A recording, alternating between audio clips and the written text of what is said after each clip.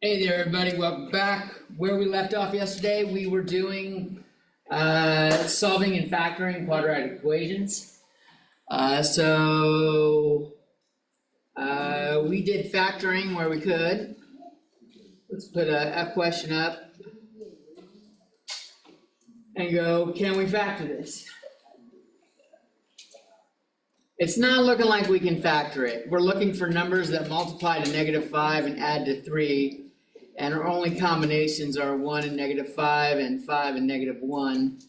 And they don't add up to the right values. So this doesn't factor, which doesn't mean we just leave it alone. It means we're stuck using the quadratic formula. So we have a equals 1, b equals 3, c equals -5. We're gonna have x equals -b plus or minus square root of b squared minus 4ac all over 2a, and we will start plugging stuff in. It's not an exciting process, but it is what it is. Squared minus 4 times 1 times -5 all over 2 times 1. Now this is inside here, we've got 9 plus 20. So we have x equals -3 plus or minus the square root of 29 over 2, which is going to give us two separate answers. X is -3/2 plus 1/2 square root of 29, and x equals -3/2 minus 1/2 square root of 29. Those are the exact answers. And if you want decimals, or the problem asks for decimals, or you're doing something in real life where you need a number that's usable, like you're measuring something, then you can grab a calculator. Not that exciting.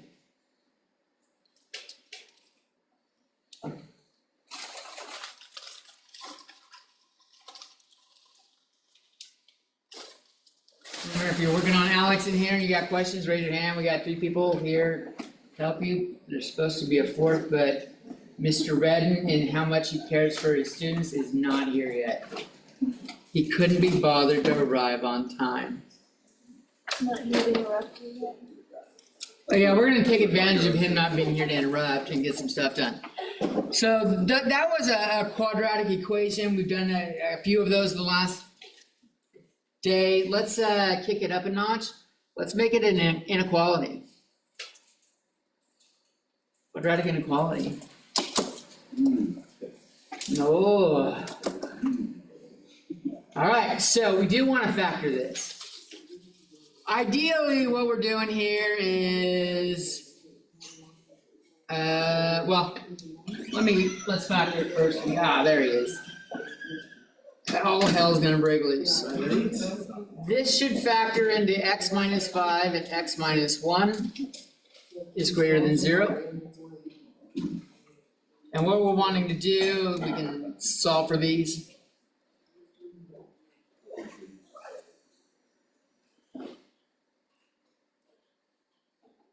You're hovering, Mr. Redden. When are you gonna stop showing the baby steps? Baby steps. Can we just go from here to the answer? For God's sakes. Are you gonna allow that in your class? I don't know, I'm asking you as a question. I generally want some work. I mean, you can just tell the answer's gonna be 5 or 1. Well, do they remember? Yeah, I can.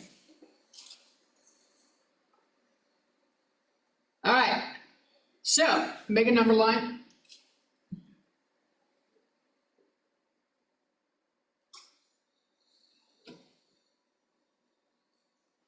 And we want to test regions.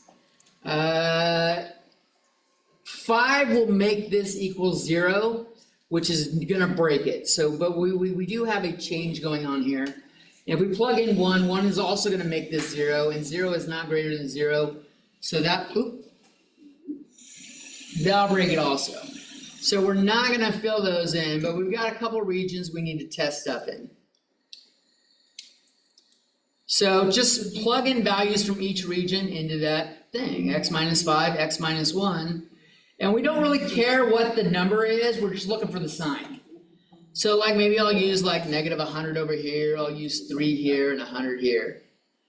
If I use negative 100 here, the first parentheses is negative 100 minus 5. I'll actually write out the first one and illustrate what we're doing. This parentheses is negative, this parentheses is negative. The overall product is a positive. This is a positive region. If we stick in 3, 3 minus 5 is negative 2, that's a negative. If I stick in 3 for 3 minus 1, we got positive 2, that's a positive. This ends up being a negative region.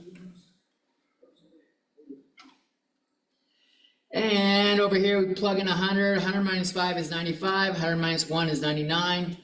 Both of those are positive. This is a positive region. We were looking for values that were greater than 0. That product needs to be greater than 0. We're looking for the positive zone. So we want the regions that are positive.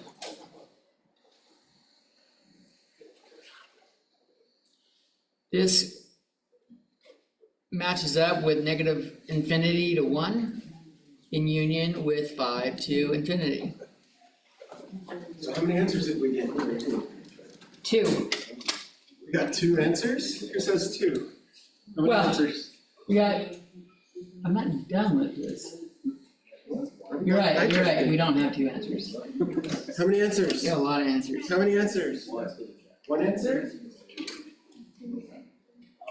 Infinitely many answers, right? Those are all X values that solve the original, but Mr. Jones, I have a better way. That's ridiculous, all that stuff. Look at that, it's just a ridiculous thing. It took a whole page. I have a better way.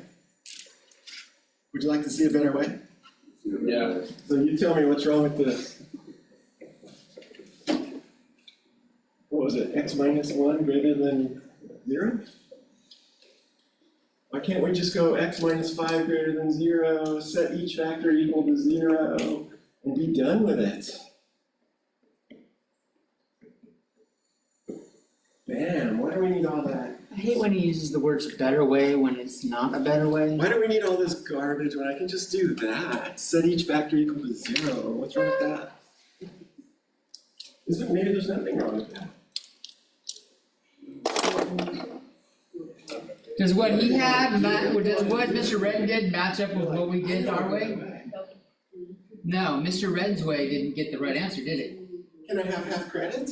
No, Yes, half credit because this one's right, you don't get half credit This for doing one's something right. wrong and getting lucky. isn't it? Greater than 5? X is greater than 5, that's this one. You don't get half credit for This getting one lucky. says X is greater than 1, so I got that one wrong. So half credit. Half credit, see? Why doesn't it work? I knew you were gonna ask, you're just too afraid to ask. I'm not the teacher. It doesn't work. Because it's a whole equation, if you're eliminating part of it, you eliminate, like if we're looking at the X greater than 1, you are ignoring the X minus 5, which is a multiplier on it. You can't just ignore parts of it to make it because it's more convenient. That's not why. It's exactly It why. doesn't work because that's how the universe, it just doesn't work. Now, if we look at the graph, it's something like this.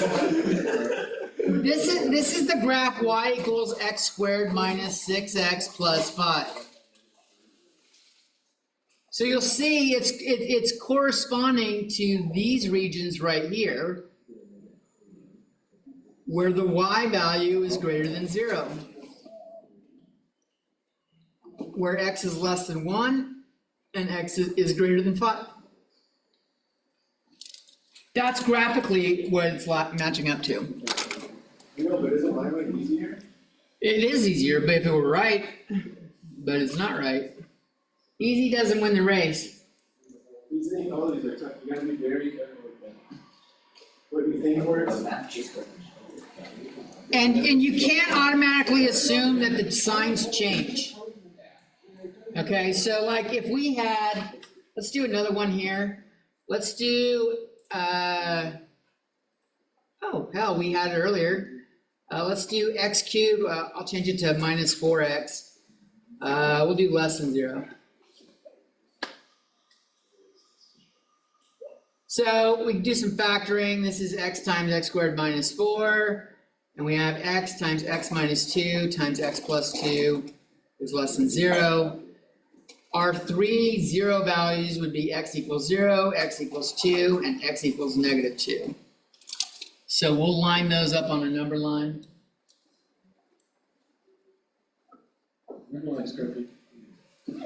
Wait, that is gonna, Lines are straight. Yeah, those are gonna alternate. yeah, that is gonna alternate.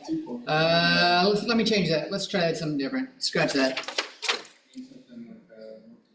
You're trying not to alternate? X cubed minus 4x squared plus 4x is less than 0. So we got x times x minus 2 squared is less than 0 when we factor that. That's a big jump. You can factor from a cubic to that in one step. What do you like, Rain Man or something?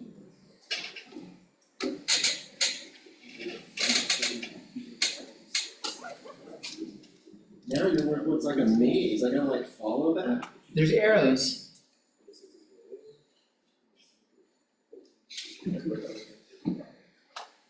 Keep going. I'm gonna, I love that you keep turning your back to me like I'm not gonna do something to you. Alright, so our zeros here are x equals 0, x equals 2, and x equals another 2. So 2 has a multiplicity of 2. When we do our number line, and I don't care if it's not straight, Mr. Redden.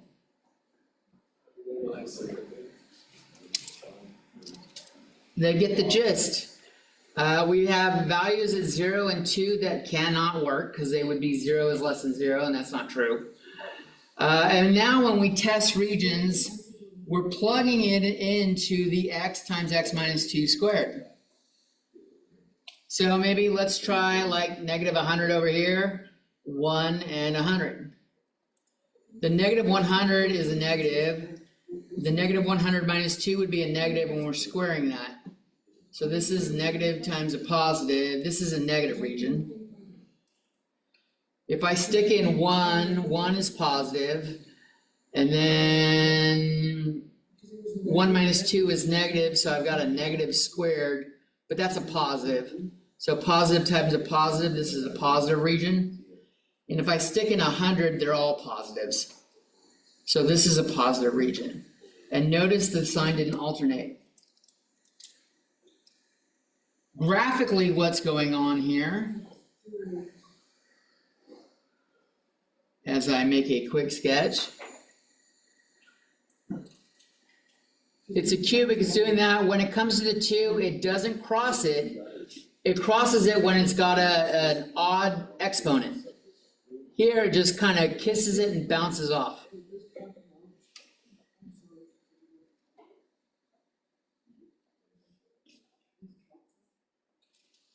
So exponents of 1 just cross the line in a linear format. They look like lines. Even exponents will bounce. They will bounce off the line, either from below or above. And odd exponents greater than 1 kind of shimmy across. Like a cubic would. It comes in and it hits it and it like curves. Or we might go down like that. So at x equals 2, we had x minus 2 squared. It was a square. Where in the even exponent thing that it's doing, it's bouncing.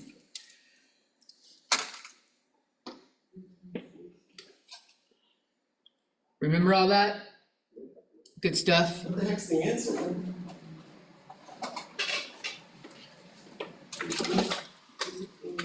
You're right, it does help to finish it. We wanted values that were less than 0. The only values less than 0 here were these ones. So we want negative infinity to 0.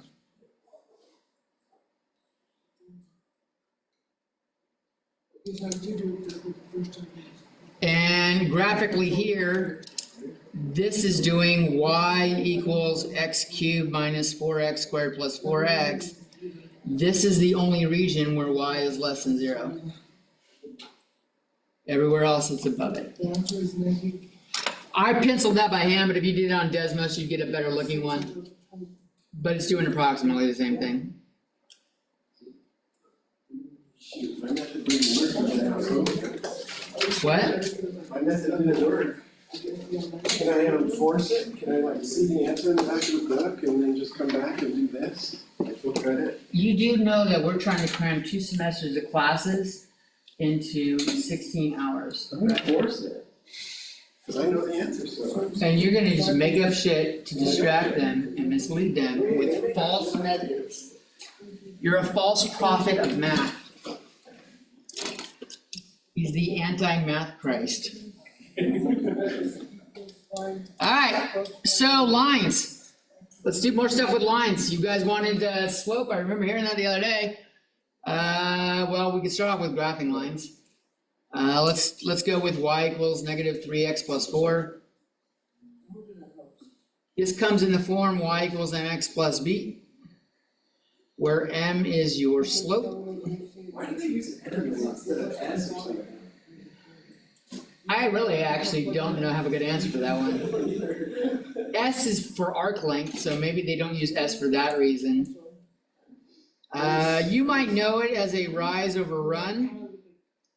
It is a change in y over a change in x, y2 minus y1 over x2 minus x1. So that's this. And this is the y value of our y-intercept. So the y-intercept would be 0, 4.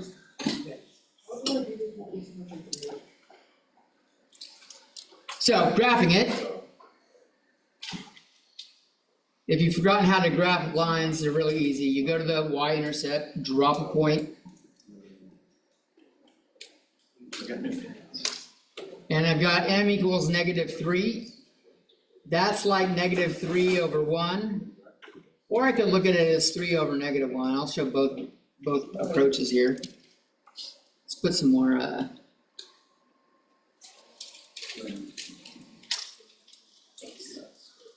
So I want a rise of negative 3 and a run of 1. I go rise of negative would be downward, a run of 1 is like that. So down 3, right 1. And I can keep doing that. Or I could look at it with the negative on the bottom, and this one is up 3, left 1. So I go up 3 and left 1. And then we play connect the dots. And pretend that Professor Jones drew a straight line. I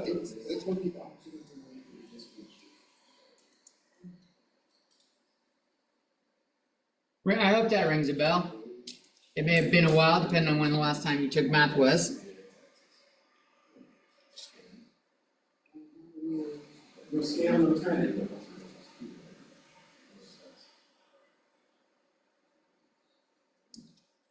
This man has a no scale, no credit rule.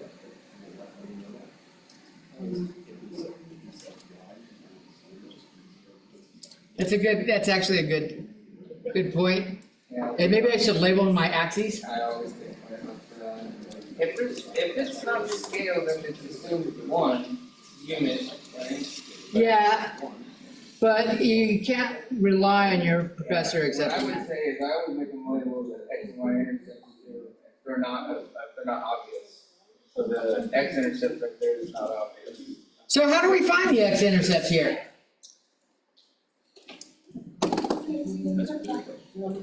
Do what? Plug in 0 for y, okay.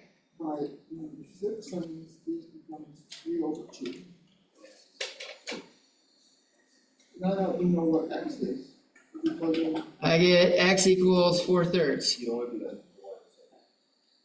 What do I do with that? it's what x is. Oh, no, that's not any easier to graph. A mixed number would make it easier to graph, but like 1.333 isn't any more helpful than 1 1/3. Right, as an ordered pair. But that's what I was going for. It needs to be an ordered pair. The x-intercept is a coordinate, not just a single value. So this is 4/3, 0, and that was our y-intercept right there.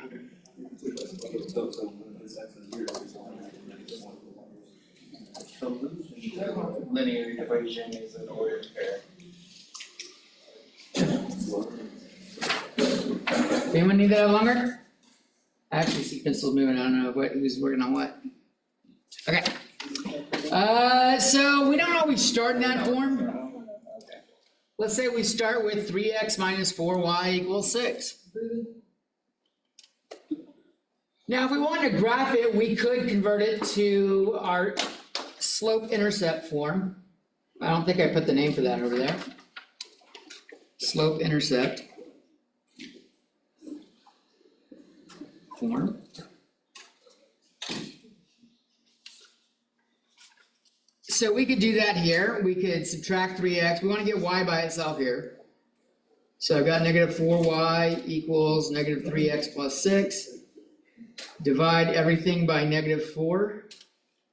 And we get y = 3/4 x minus 6/4, which is 3/2. I don't know that this is any easier to graph. This looks kind of ugly. What we can do though is we can grab our intercepts right away. So remember our x-intercept y = 0. Let's just do that. If we make y = 0, we have 3x minus 4 times 0 = 6. 3x = 6. X = 2. Our x-intercept is 2, 0. Why do we set it equal to 0? Why do we do that? Because that's the intercept. It's where it's crossing the x-axis, the y value at the x-axis is 0. It seemed like a trick question. No, it's a good point, because the x-axis is the line y = 0, the y-axis is the line x = 0. A lot of people forget that because it's so simple, Right. but that's why we grab intercepts. They're easy numbers to plug in. I'll point that out again graphically in a second. Thanks, Dave. If I had you for algebra, this would be wrong. It's not an issue. You had me for Calc 3. All right, so same issue goes on. So what Mr. Weaver is bringing up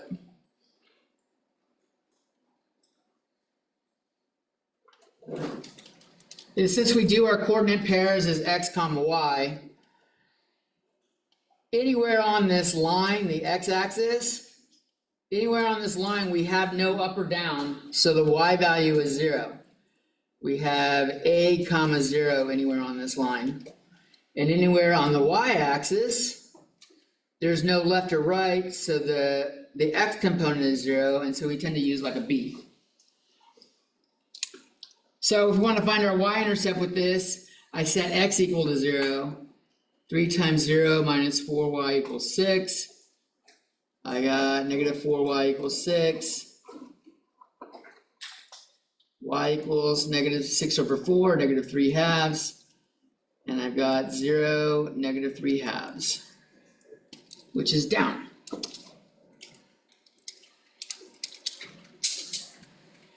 Depending on who you have, you do want to write the scale on your graph, like give it numbers to show how many hash marks each one is, but you do not need to label each mark.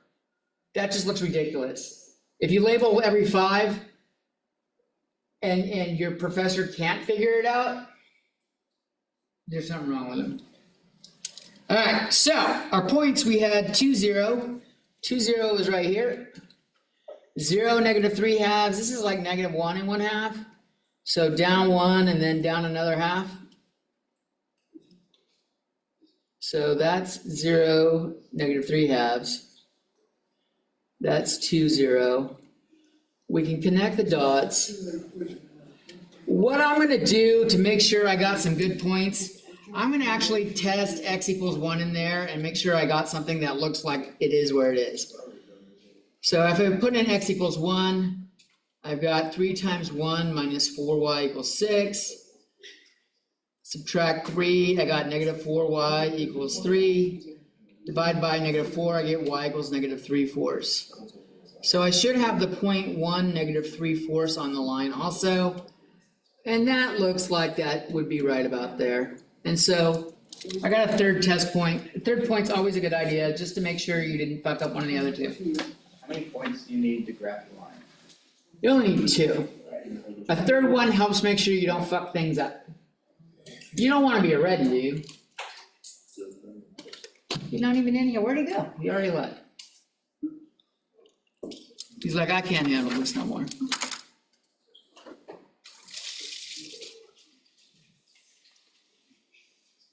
Any questions?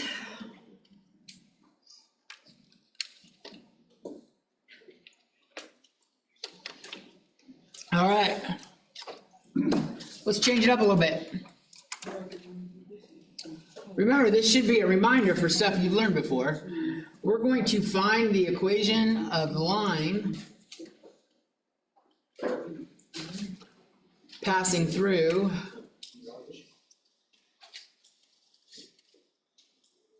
the point negative 2, 5 with a slope of equal to negative 1/2.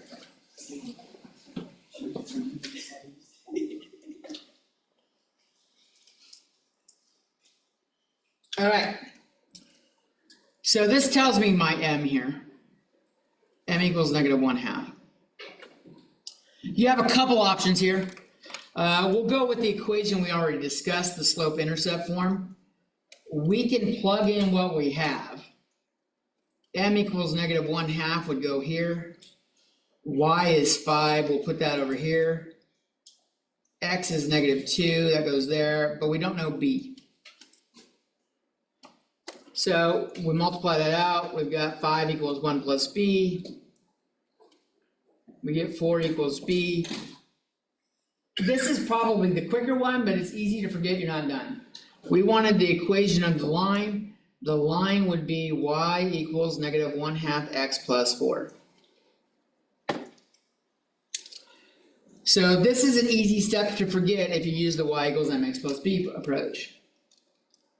There's also a variant of, it actually stems from m equals y2 minus y1 over x2 minus x1. Just clear fractions. Multiply both sides by x2 minus x1. And I'm going to put the y's on the left. We get y2 minus y1 equals m times x2 minus x1. And generally we drop the subscript. We did on the 2. Y minus y1 equals m times x minus x1. Now we can plug in what we have here, and it's all in one fell swoop. Y minus y1 would be 5 equals m, which was negative 1/2. X minus x1 was negative 2.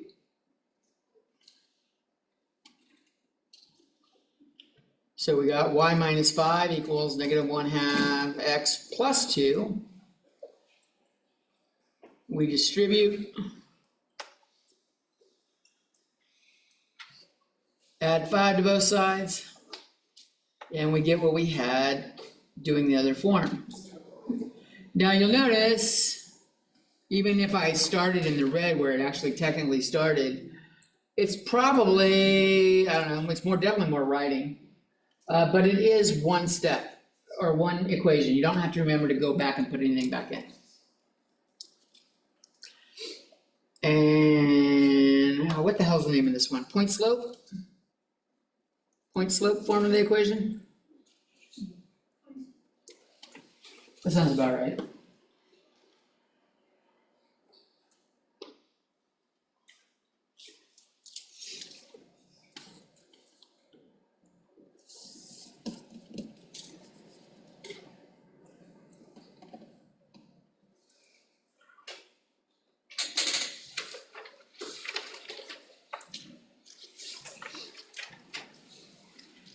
Having good practice with the slope is why we're doing so much in this. When you hit Calc 1, you're gonna see how the slope of the line is important in calculus with respect to the line itself. And not just for a line, for any curve, the slope at any given point at that point. So let's do a little bit more that has more slope stuff. Let's find the equation of the line.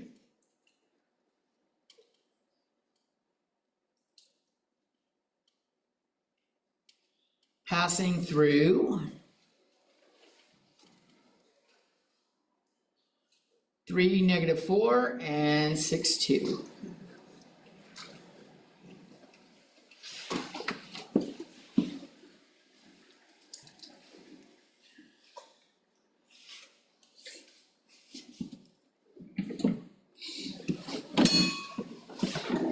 We definitely have a line. I mean, a quick sketch here.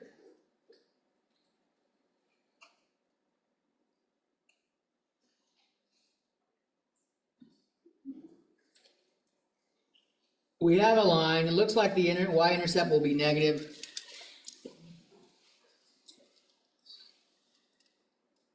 So what do we need for the line? We need the slope and a point. So maybe let's find the slope first.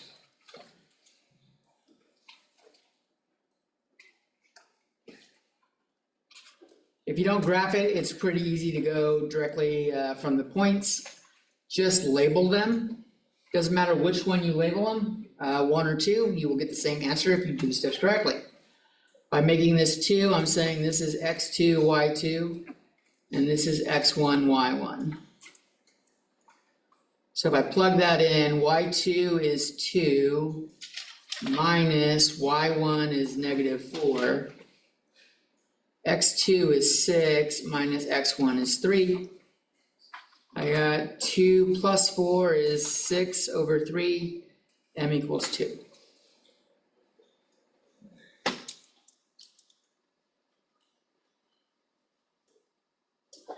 Now we can do either of the forms we did before. Y equals mx plus b. Y equals 2x plus b. I'm gonna pick a point.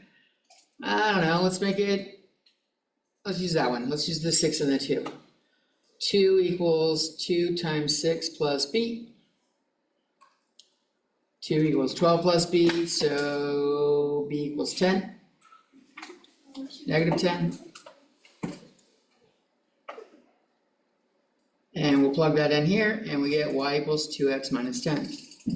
That does not look right, does it? What did I do wrong?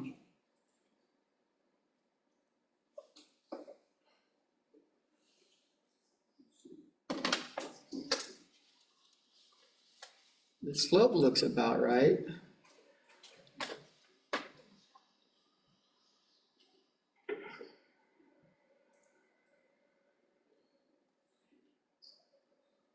Subtract 12.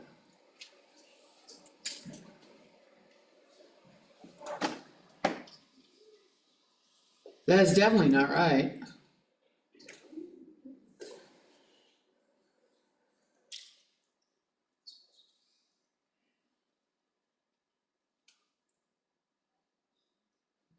What the hell did I do wrong?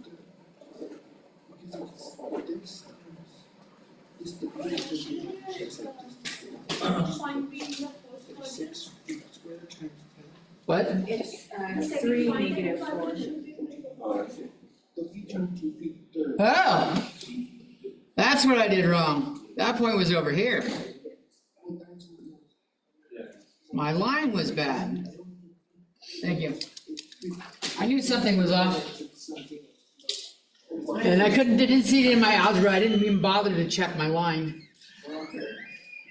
You're right. And that looks better. So y equals 2x minus 10. All right, so that's like working with lines and stuff. Then we have systems of equations. Ah, shit, he's back.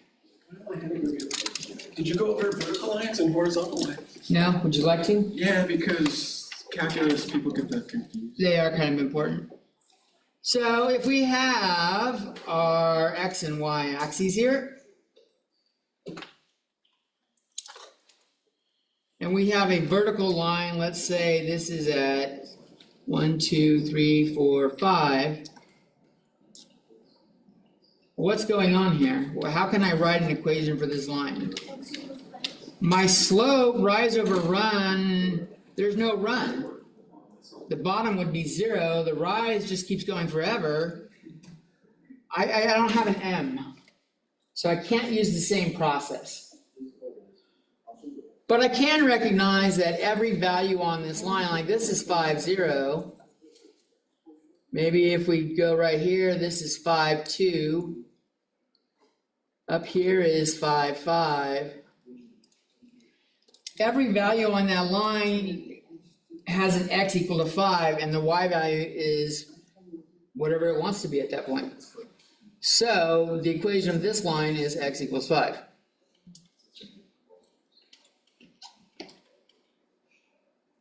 We do a horizontal line, and that is a vertical line. If you don't remember vertical from horizontal, vertical goes up and down.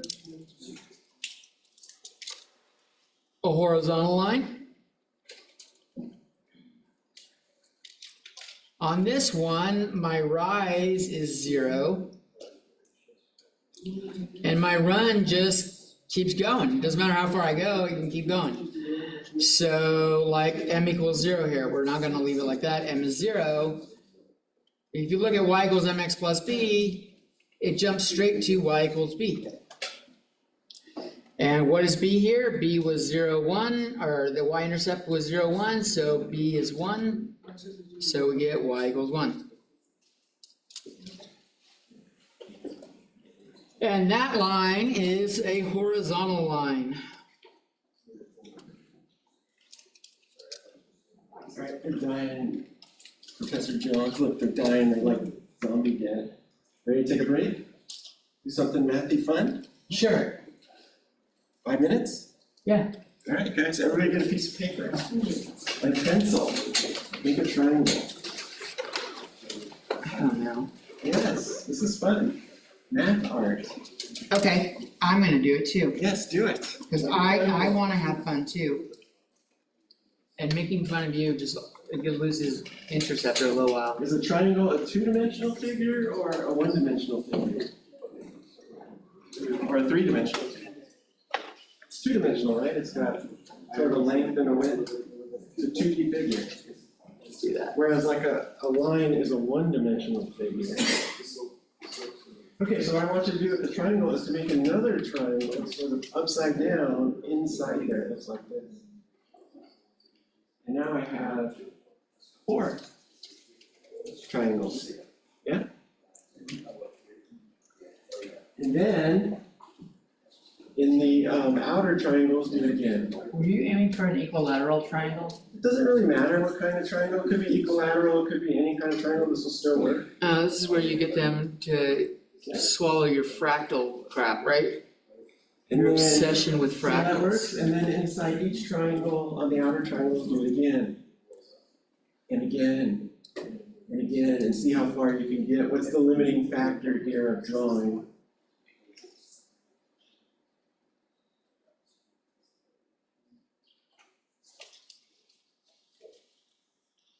I can imagine Mr. Redden doing this on his free time, and it's like, just. I go as far as I can, and I get a pencil sharpener, and I get a really sharp pencil, and I go as far as I can.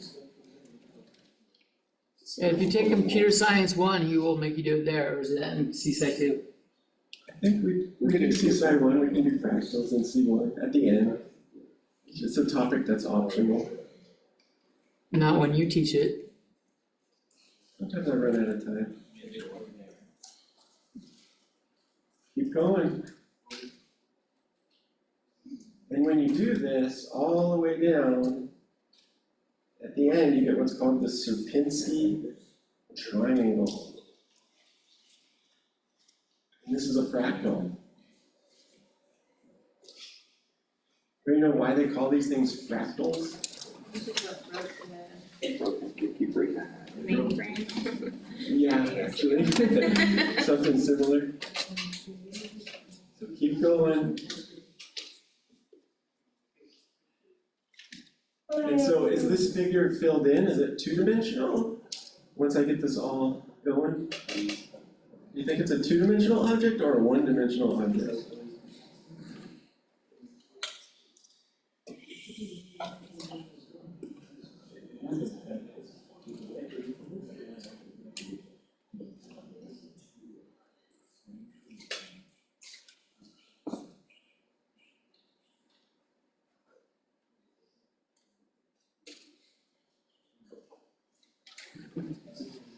It's a stress reliever. It's like adult coloring books. You can color these in too. And then they look pretty cool. They have like colored pencils. It's still going. Oh my god, I gotta start go. Can you go to the internet and search out fractals and look at some images? Well, I finished this up. Have you ever heard that word before? Fractal before this day? Yeah. Like everywhere in nature. And you see how this is an iterative process? If you think about it, nature is an iterative process. That's how nature works.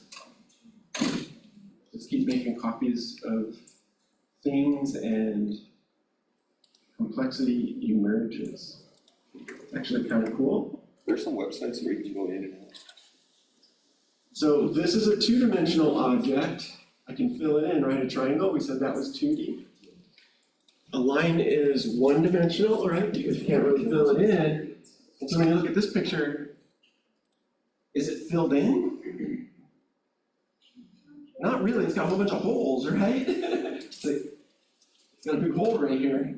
So it's not really filled in, but it's not really like a line either, it's kind of dark. Like it's kind of filled in maybe right here, so it's getting darker. But if you were to zoom in up there, even though it's dark, you zoom in, there's still holes in it, right? And so they call these things fractals because they don't have a whole number dimension. So the Sierpinski triangle, if I remember right, is 1.7D. It's a fractional dimension. That's real. You gonna be able to sleep tonight? I don't know, I have to take something. Fractions, you don't even like fractions, and there's like fractional dimensions. There's like dimensions in between the dimensions that we don't live in. Like, wow, that'll blow your mind. Yeah, that one blew it. That sounds like some idiot math. And then there's some, and then this is pretty simple. This is Sierpinski Sierpinski triangle, one of the first fractals. And then of course, they start getting super detailed and complicated. What is the argument for that not being two-dimensional? Your triangle? Okay, so a two-dimensional object has length and breadth, right? So you can like fill it in. That's a two-dimensional object. You got length and width. We're defining it by the area it encloses to Yeah, make it two-dimensional? usually, no, that's not how we define it, but that's the one way to kind of explain what a two-dimensional object is. And then a three-dimensional object has volume, right? Right, And but so they're you made can like have an fractals. empty box doesn't have anything inside of it. It's It's still got air. three-dimensional. Is it because we're looking at the shape as a whole? Unless you unpack the box, it's a two-dimensional object. What do you mean? If you have a box and Like then you unfold it? unfold it, yeah. Well, yeah, you can flag, and Two-dimensional. that's just the way we design boxes. It's a two-dimensional object, so you fill it in as 3D, so you know, you can overthink these things, but that's the idea. So a two-dimensional object can be filled in, and there's no holes. This thing's not really filled in, right? You can't fill it in, even though it kind of looks like it's filled in, starts getting dark. Yeah, I'm Now, sticking with you don't have the same problem with these things. I've never defined dimensions by something that's being filled in. So there's Never heard it. there's multiple definitions of dimension. It's above the scope of the class. Ah, okay. Dimension can be defined in many ways. This So is this just is the a intuitive. different dimension. How you define dimension is a difficult question. We all have like an intuitive idea of what a dimension is, right? We live in three-dimensional space. We know what one dimension means. But yeah, there's fractals that live between 2D and 3D and all the way up. draw a four-dimensional No, triangle? I cannot. But we can look up a three-dimensional Sierpinski triangle. Yeah. You can search that out, three-dimensional Sierpinski. I don't forget what it's called, Sierpinski. Why don't I just go with 3D No, I think it's called fractal? Sponge.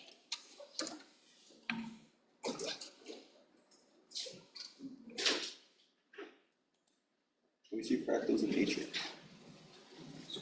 Kind of looks like, I mean, that's some sort of artistic rendition, but. Is that like a pyramid? You're on Etsy for God's sake. I just You're like clicked, a shopper or something? I'm trying to, I clicked on a, What's Etsy? It's where you can sell your crafts. like, it's really hard to show a 3D image on a 2D screen, Mr. Redden. Wait, Mr. Ryan, did you say craft or craft? You can go with either. Etsy is where you can sell the stuff that you make. All right, now you've had your fun, let's get back to work. Come on, that's fine, right? You just got how to show your little brother an empire. We gotta get some stuff done, we're here for a reason. We wanna get you ready for Calc 1, Mr. Redden doesn't want you ready, he wants you to fail. That's why he keeps trying to distract you with irrelevant shit, but Mr. Jones has your back. They're here this summer, I mean, we gotta like. No, they're here in early fall is what we have. They're here for a reason, they wanted to learn something or have their memory refreshed on stuff. No, they just wanted the free book and the food, air conditioner. Some people, really, is the air conditioning a factor for anyone in here, that's what made you come? Only if you're going. So, systems of equations.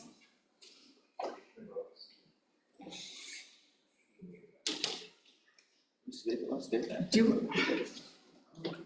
Where the hell does this show up in Calc? Systems? I think it shows up in just general maths all over. It does.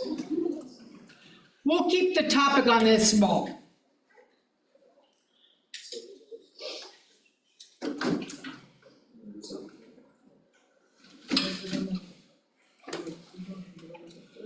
So a system of equations is when we have more than one equation that must be solved simultaneously.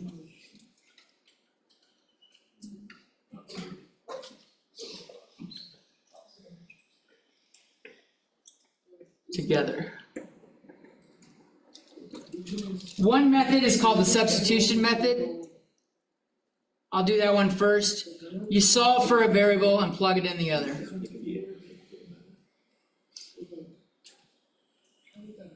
So if I add 2y to both sides here, I get x equals 2y plus 11.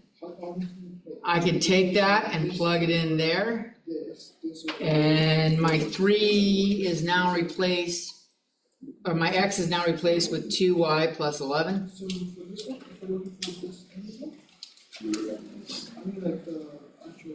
And we're down to a single variable. So we distribute, we got 6y plus 33 plus 5y equals negative 11. We got 11y plus 33 equals negative 11. We subtract, we got 11y equals negative 44. And divide by 11, we get y equals negative 4.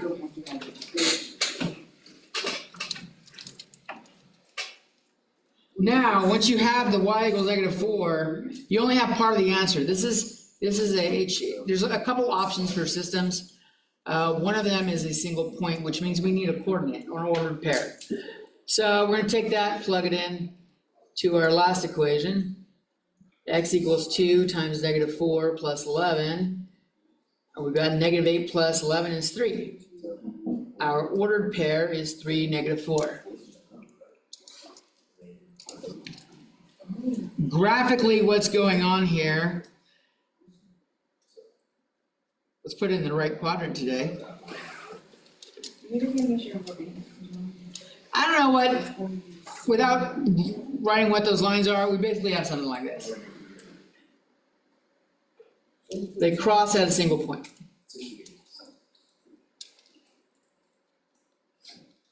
So systems can cross as a single point. They could end up in parallel lines, which would have no solution. Or we could have something like overlapping lines, where it's really the same equation twice. And this is an infinite number of solutions.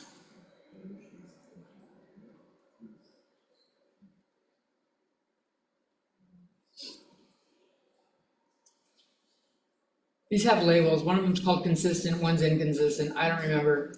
Which one's which, Mr. Redden? There's only two types, consistent or inconsistent. So inconsistent is no solution. Consistent is something with a solution. So you can have one solution or infinitely many solutions. So both of those are consistent. Nobody really. I don't really care. You saw me asking Redden because I didn't remember the name of it. That's one way of doing it. Substitution is not usually friendly. It often ends up with you using fractions. Here, this was set up where it didn't have fractions. But if we had like x equals 3/11ths, y minus, 2/13ths, you're like, oh, hell with that. So the substitution method isn't necessarily the most desirable one. There is another method that works as well. We'll get the same answer, but we'll do it a different way. It's called the elimination method. We want equal but opposite coefficients.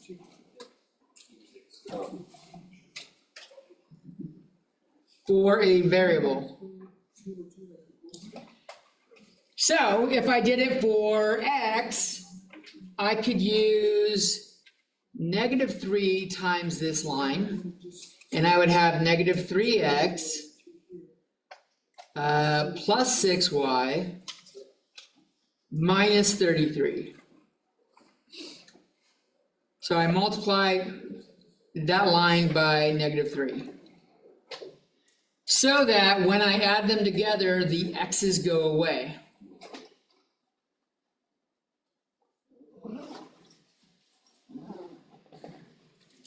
Now, you can still have fractions, but you don't get the fractions till this step.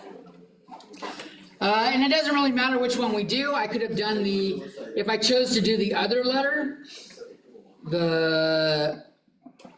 that's a negative. Here, I would maybe multiply this one by, if I wanted to eliminate y's, just use the other one's coefficient. I'll multiply this by 2 and multiply this by 5. This gets me 6x plus 10y equals -22. And here I have 5x minus 10y equals 55. So that when I stack them together and add, I get 11x equals 33, x equals 3. So either way you do it, you're gonna get a letter, and then what you do is you take it and plug it back into one of the original equations. And we would get the 3 and -4 again. Elimination method, or also called the addition method, it doesn't end up with fractions till the end, which can be nice. It does tend to be more work. There's a little bit more work, but it's fraction-free work. All right?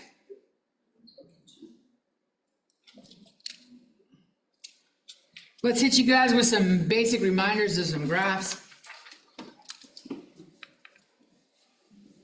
They didn't print this out, so I will just put it up on, well, I don't know.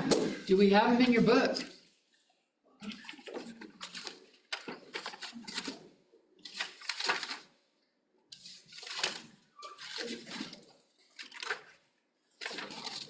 No, they don't. I don't see it. Holy crap, there's a lot in here.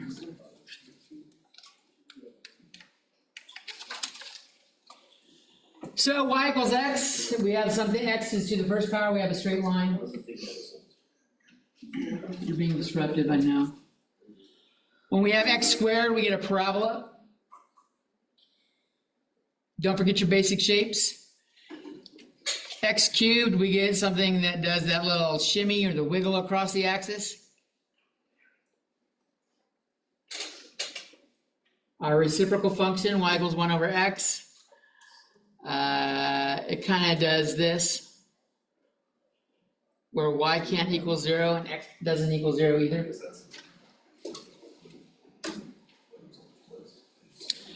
Square root of x is only above the line. It's like the parabola turned sideways, but it's only got the positive half. And natural log of x and e to the x are also related. They are inverse functions of each other.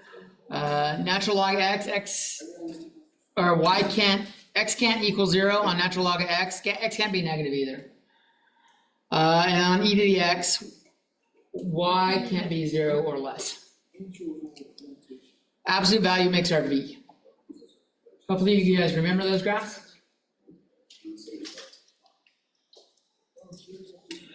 If we want to do some transformations,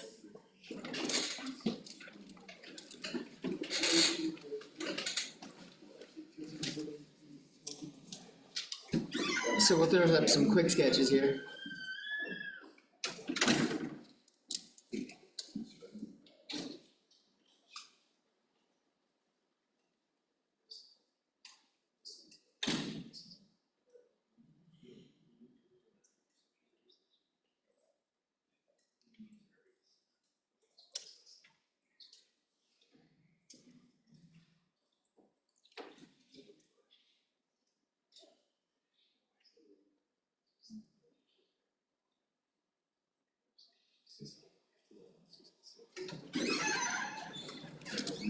We'll throw them up here. One more. We had absolute value.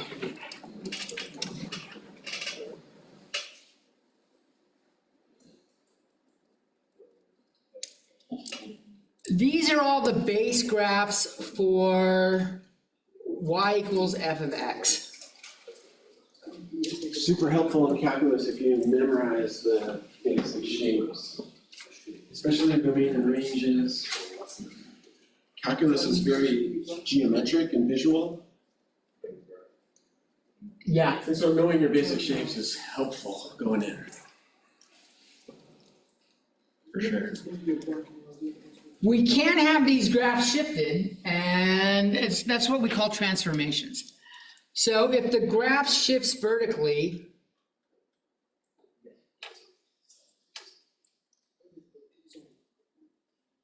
by k, the equation becomes y equals f of x plus k. So like, let's say k equals 2. Y equals x plus 2 goes up 2 and is like that.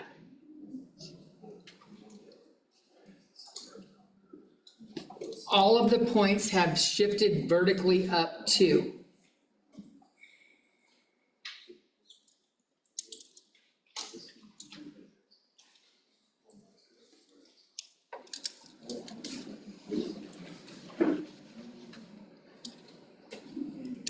Or k is negative, down. Graphs that shift horizontally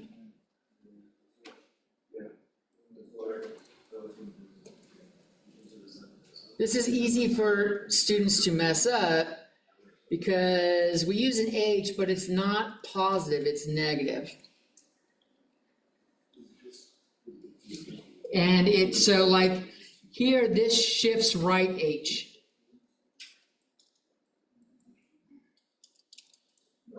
So if I do y equals the square root of x minus 1, h here is 1. I'm going to shift my graph over 1. Every x value, it doesn't look like it the way, but let's just pretend it looked better. The graph shifts over by 1.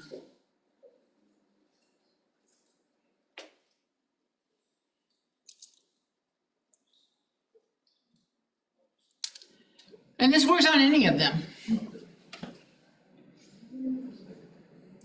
And you can combine them. You can have f of x minus h plus k.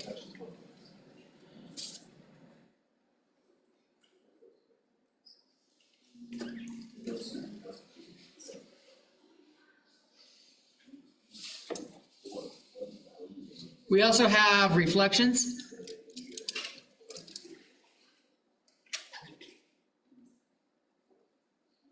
Y equals negative f of x.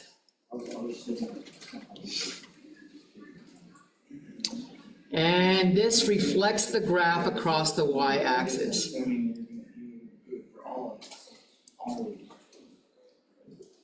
Not y-axis, x-axis.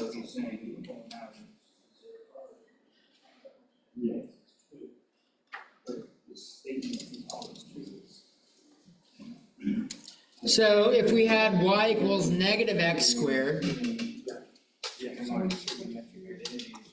I'm just gonna use the x-axis as a mirror and reflect it over. This would be y equals negative x squared. You did.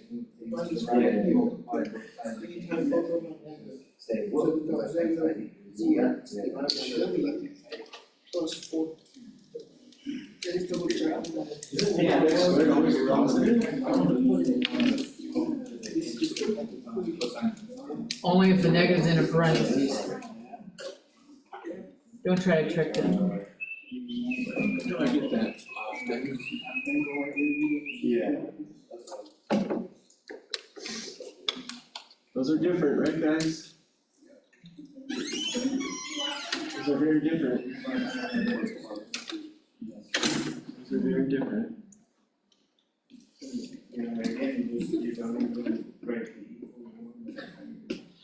Then we have scalings. These are less intuitive. Like that. Can we skip that part? I'm gonna gloss over it. Scaling, like y equals a times f of x. A is a vertical multiplier here.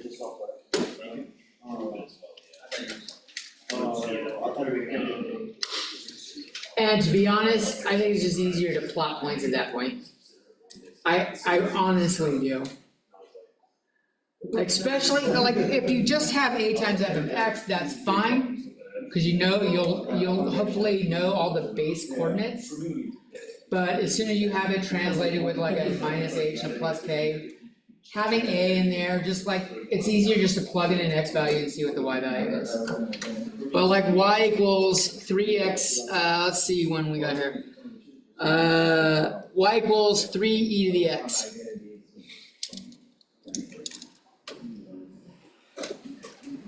All of the y values are scaled up 3 times taller.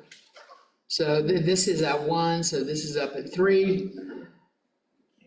And values below, let's see, it's still like that.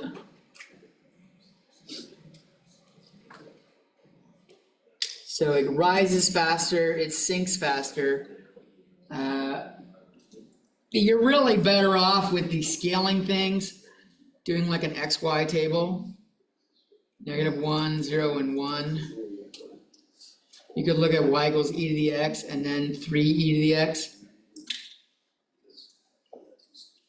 E to the -1 is 1 over e. E to the 0 is 1. And this is e to the first power.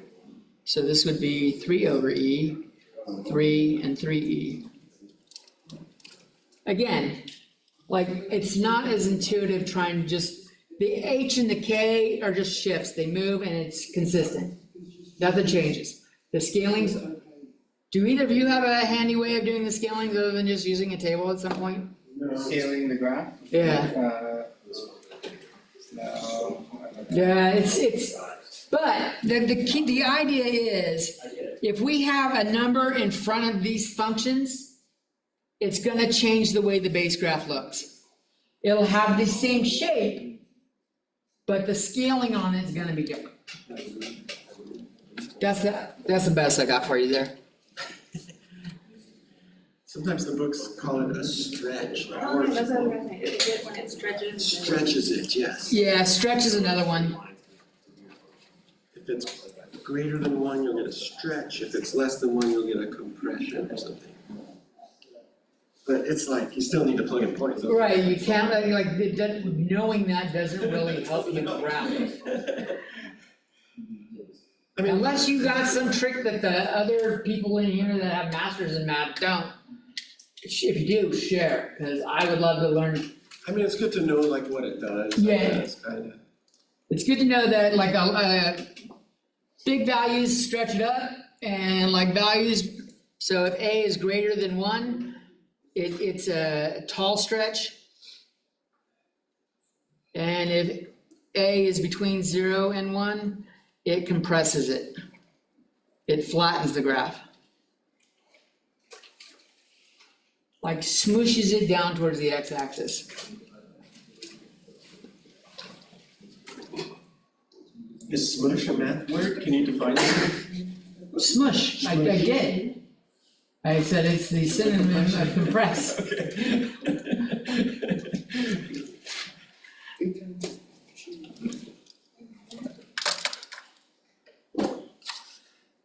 So taking a look at something like this, let's say, flying pins. Let's say we had y, that's our f of x, is x minus 3 cubed minus 1. We don't need a table for this. Well, as long as you remember the base graph. So I'll do the base graph and then we'll shift.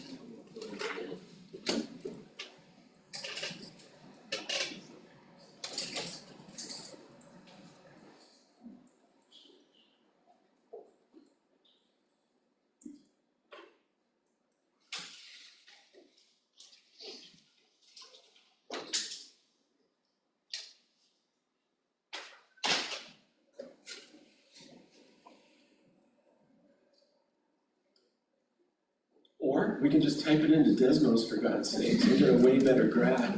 But you're not gonna have that access on a test. So I want you to be able to know how to do it by hand. But we will look at, Desmos is a great tool to use on homework and stuff. Not to replace solving it, but to check your work. Well, Weaver. you could explore on Desmos. You can, yes, there's nothing wrong with exploring, but if you plug in all the things and look what the graph looks like before you try to do it yourself, you're gonna fail anything that has graphing on it on What I test. like to do is put my homework, when I do my homework, graph it on Desmos and put the paper on the screen and like trace it. That's gonna work really well for homework. Phenomenally well for homework. But seeing as how you won't have a screen on your test, the hell is wrong with you? Do they make this graph by hand? Do they really do? Does anyone know what's wrong with you? Graphing by hand? So this is our base graph.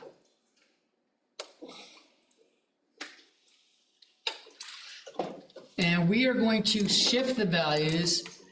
H here is positive 3, it's the opposite sign of what's inside. K is negative 1.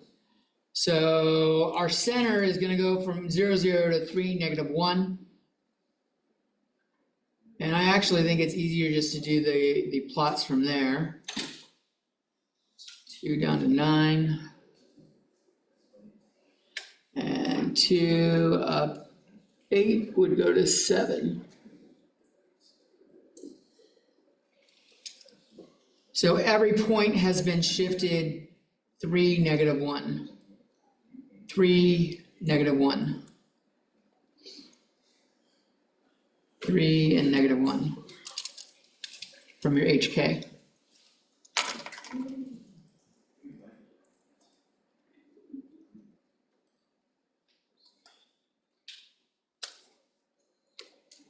Does this ring a bell?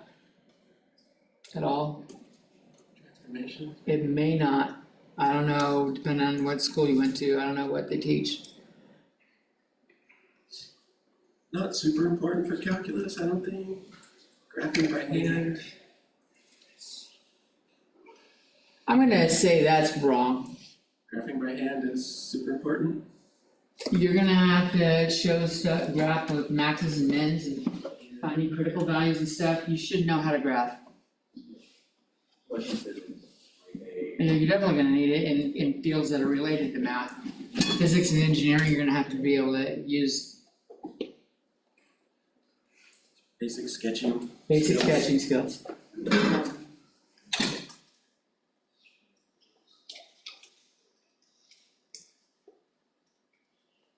Folks are writing this down, so I don't want to yank it. Mr. Redden, how much prep did you get done yesterday for your classes? I did good. I got one of my Canvas classes started. Starting's the hard part. It is, I got nothing done yesterday. Yeah, I did. I got one class kinda. I went, well, I did final grades for one of my classes and for summer class. Final grades, oh my god. But I was working on Canvas stuff all last week. So I've been working, normally I wait till next week, try to squeeze it all in 1 week. And that compresses down to Wednesday through Sunday. And next thing you know, I'm trying to do all my classes from Friday to Sunday. It's a terrible strategy. And this time I started But you working know, ahead. that's a good strategy. Their strategy is to do the homework the night before it's due. Put it off, oh shit, it's due tomorrow. That's what it Ask for an extension, can I have some extra time? Teacher says no. So you have to do it all in one night. Your best approach with homework in any class, like in the sciences, I do that. is work on it the day you learn the lecture. You don't have to do the whole assignment, but do some of the homework that day, because it kind of locks in what you learned. If you don't, if you sleep on it, do you remember what the full TV show you watched yesterday? Let's say your favorite show is The Boys. I like The Boys a lot. Let's say you watched the last episode of the most recent season yesterday. It was pretty fresh in your head when you watched it, but when you were done watching, like the next day, what do you remember? You might remember the final scene, a couple of the highlights, but like all the stuff in between is kind of gone, right? The same shit happens with homework. So even putting it off a day is not good, but if you were to write down stuff about that final episode, did some homework on the episode of The Boys, right after you watched it, or like took lecture on it, then you kind of like reinforcing your memory on it. Try to do homework, at least some of it the day of. It's in your best interest. It's not like the most exciting thing, but you'll find you do better. And the pros of getting your homework done right away is that like playtime is guilt-free. If you've got no homework to do, you've got nothing in your back of your head saying, I shouldn't be hanging out with friends, I should be doing homework, because you've already done your homework. All right, let's do another one. F of x equals square root of x minus 2, and then plus 3.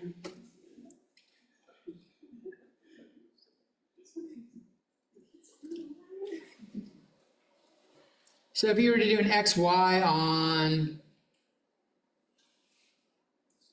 just square root of x, and we did 0, I'm going to plug in perfect squares. We would get 0, 1, and 2. Then when you shift it, these are like the base points.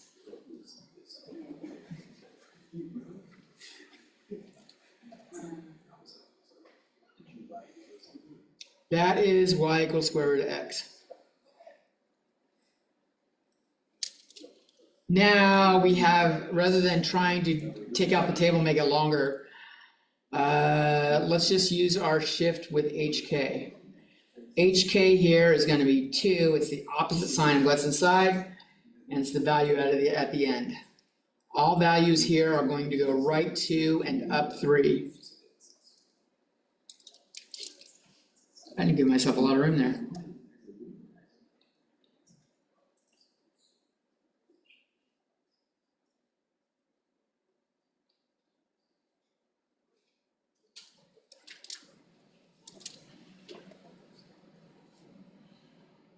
So there's our base graph.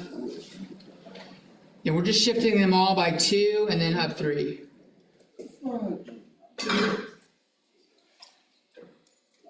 2 and then up 3. 2 and then up 3.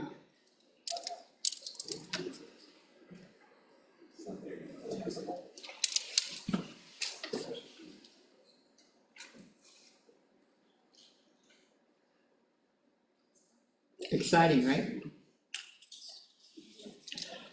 We'll have some inverse stuff later on. I'll show you the connection between this and x squared. We'll do natural log of x versus e to the x, show their connection later. Inverse is his own little section.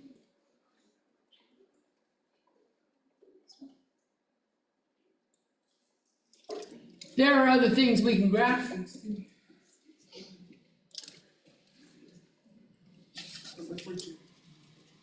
Anyone writing this down?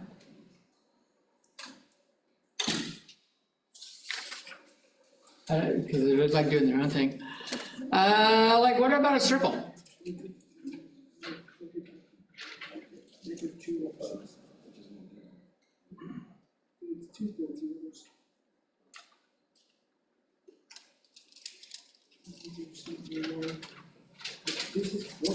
So the base shape for a circle, the basic graph or equation for a circle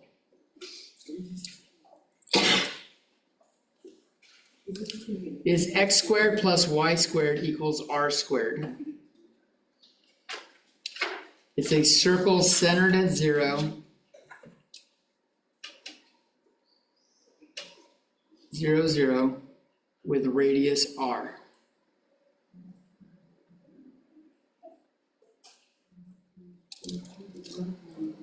We have that same HK thing going on here. The other form is x minus h squared plus y minus k squared equals r squared.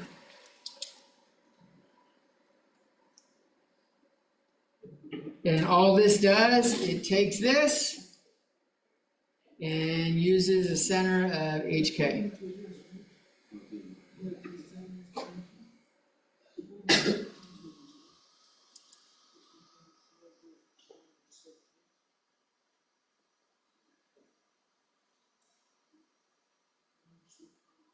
So maybe we'll start off graphing just x squared plus y squared equals r squared.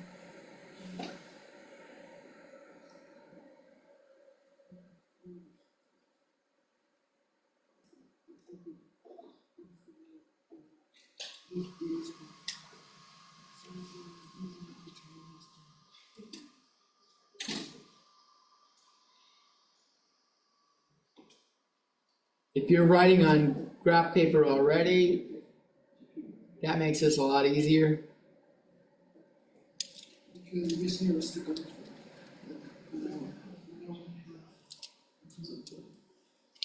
So I'll start off with x squared plus y squared equals 9, which means r is 3, because that is 3 squared. I'll start at the center. The easiest way to graph a circle is up, down, left, right, the radius, and do your best to make it look like a circle. Up 3, left 3, down 3, right 3, and put some curve in that shit. Don't make it look like a diamond. And circles are so hard to freehand, you gotta be lenient. I am lenient, Yours but looks like an old. that, if it looks like this, that is not a circle. It's hard to draw a circle. But, yeah, but it's easy to draw a diamond. This is not a circle. Don't do some shit like this. Maybe it's art. If you're taking an art class, that's great. Now, you're rarely gonna draw a freehand perfect circle. But if it looks reasonably like a circle, you're good. That would be x squared plus y squared equals 9. Now we're gonna do this one here. What would be my shift here? What is my h and my k for this one? Is it opposite on these? -1 and 2. Is it opposite on these? Yeah, I wasn't listening. I have the equation right there below it. Oh, yes. And I wasn't asking you, since I know you know how to do You're looking at this. me, so I was like answering. I didn't look at you. All right, which means we're going to shift -1, 2, that's our center. And I'll go 3 off of that one. Up 3, left 3, down 3, and right 3.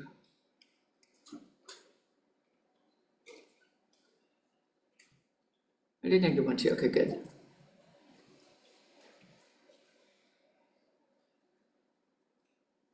There you go. So that one would be our x plus 1 squared plus y minus 2 squared equals 9. The red one. You see a lot of that in calculus. That's like the first step, and then there's a bunch of steps after that.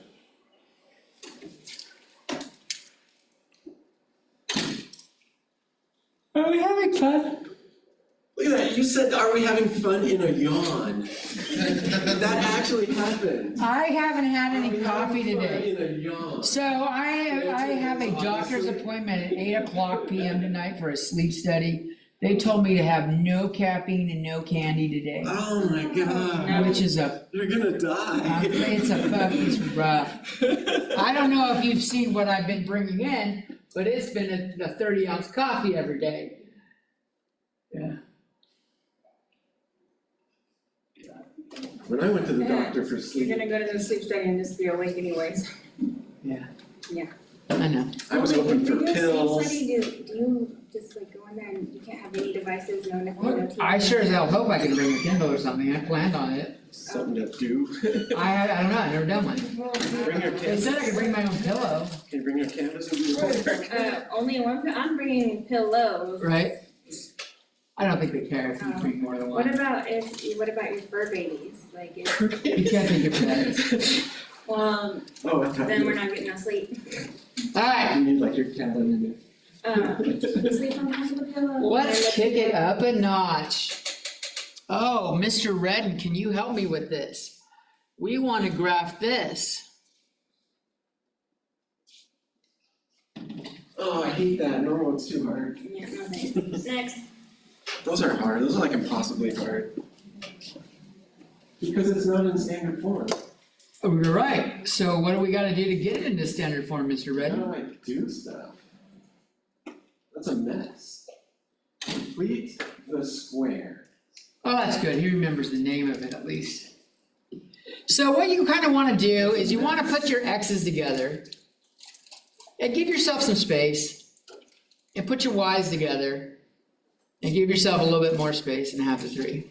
So you put your x's together and you put your y's together. Isn't it like, it's like summer, we should not be doing this. They're getting paid to do this, Oh. right? You all get a $100 stipend if you do this, and No, if you finish Alex completely. you do not need to finish Alex completely. Oh, There's then- no way anyone's No, but finishing you Alex. need to laugh completely. at No, the Miss- jokes, Miss is that a Tess- requirement? You need to show a lot of progress. You need to show some progress. It says it on the, There's no, on the contract that we signed. Sign a contract. there is no way you're gonna get 100% on this. Yeah, that's what I said. You sold your soul to Mesa? I'm supposed to be. No, you're getting paid something Sold your different. souls, oh my god. And that's for Hundred Topics. Yeah. Well, so you're getting what, pennies on the problem? Minimum wage is 2 cents on math. We're getting, we're not even getting minimum wages. I think, and this is my theory, it says you have to do them all, and then she's going to ask me, did they do a lot? Oh. Well, don't tell them that. And then you're just gonna say they're yes, right? No, I'm not gonna lie for you, I'm gonna look this shit up. Um, It'll show how much you worked on each problem by individual. Like, I can see what you started off with and how you grew and, That's Be creepy. getting paid off all of it. right? And Mr. Redden can see it too, because he was added to the I will Alex. not look. I am not looking. Okay, so to complete this, remember, our aim is, we want x minus h squared plus y minus k squared equals r squared. So we're aiming to put this into some square form here, but we don't know what's going here. And we don't know what we're gonna end up with on the right side. So that's where completing the square comes in.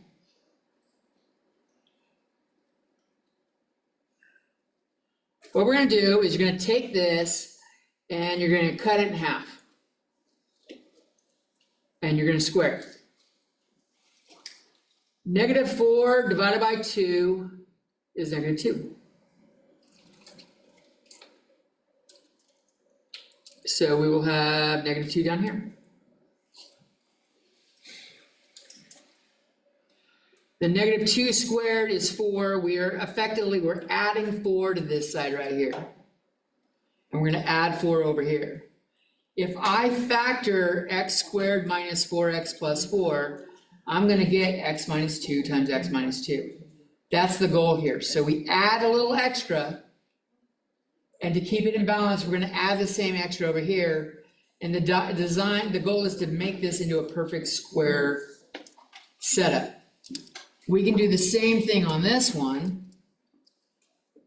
Take the 6, cut it in half, and square it. 6 divided by 2 is 3, it's +3, I'm gonna make this +3 right there. 3 squared is 9, so I'm gonna add 9 to the left side, and I'm gonna add 9 to the right side.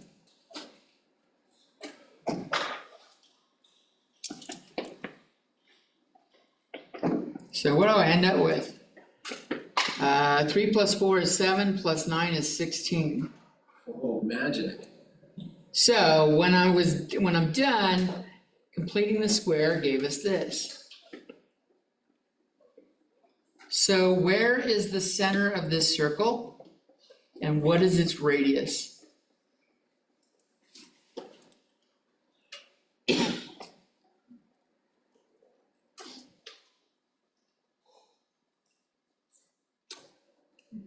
Bueller, anyone? I don't know if anyone in here has seen Ferris Bueller except us all. So the center of it, 2 and -3.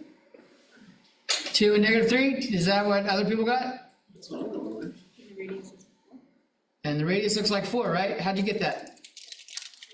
the HK.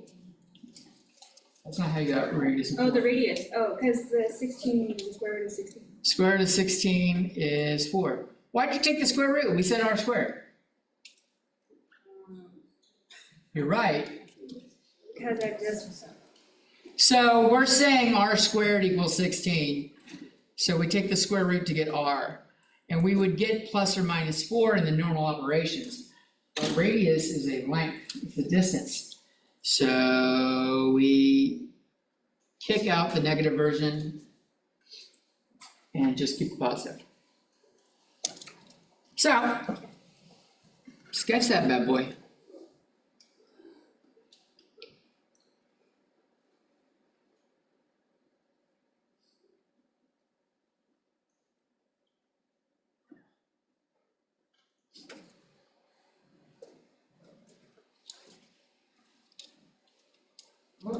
Two, -3 is down here. And we're doing a radius of 4.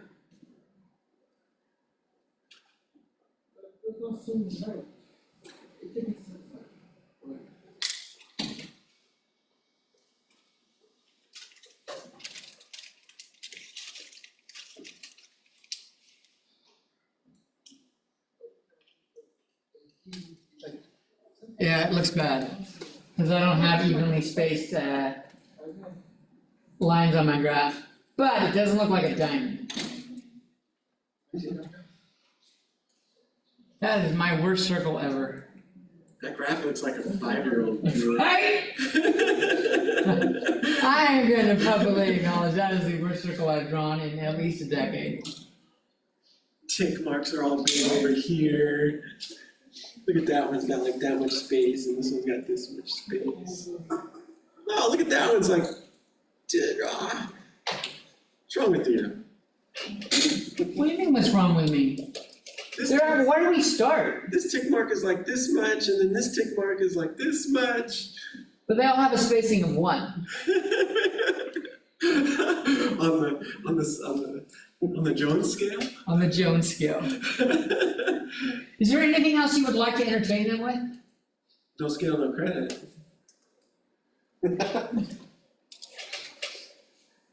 Unit scaling. Boom, mic drop. If you see unit, it's implying 1. Alright. Or we can put in a value here. As long as you got a couple of scaling values on there. When we say scaling, is like, if I don't put 4 here, is this each step 1 or is each step 10? You know what I mean? Like if you've got a big circle, if we have like a radius of 20, you may not want to do 20 little hashtag or marks on it. You might make scaling 5, so that you're only going out 4 in every direction, but then you'd have to say, in fact, let's do that. Let's show what the big issue with scaling here. Let's do x squared plus y squared equals 400, which would give us a radius of 20.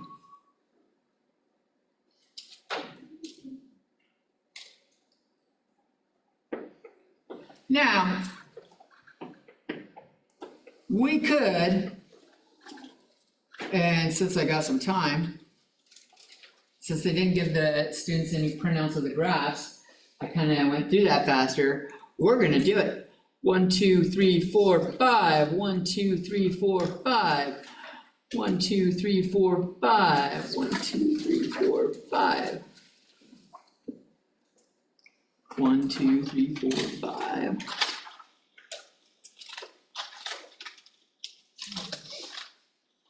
Right, no graphs. This needs graphs. Suggestion.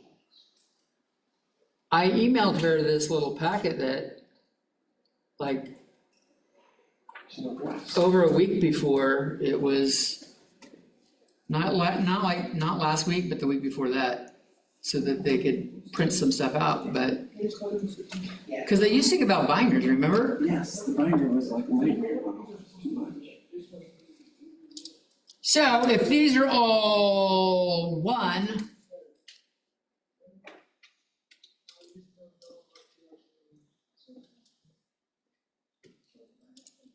I can have this big ass circle.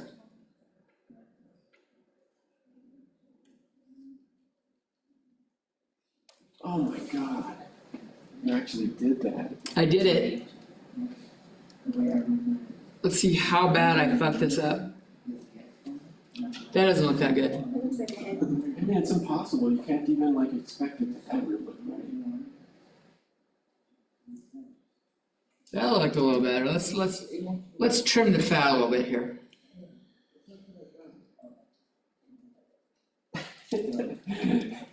So this is with a scaling of 1. Each line on the graph means 1. That's a ridiculous way to, you heard him mock me. Yeah, that's. It was open ridicule. Oh my gosh, you graphed that. Another way we could do this same graph is make each line worth 5.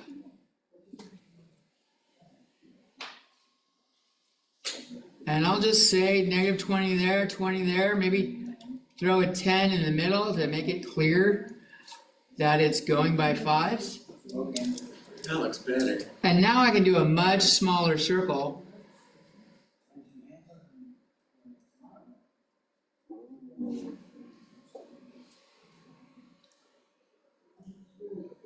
And the scaling here is 5. So each line is worth 5 points rather than worth 1 point.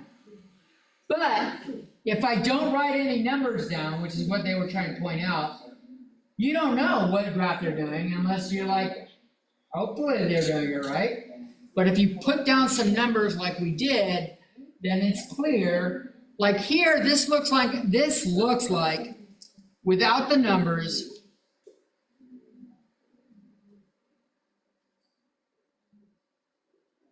that looks like x squared plus y squared equals 16. Looks like a circle of radius 4.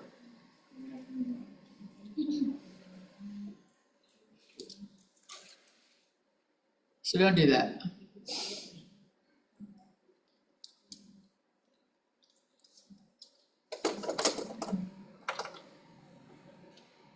What's for lunch today? Who knows? You guys are halfway done.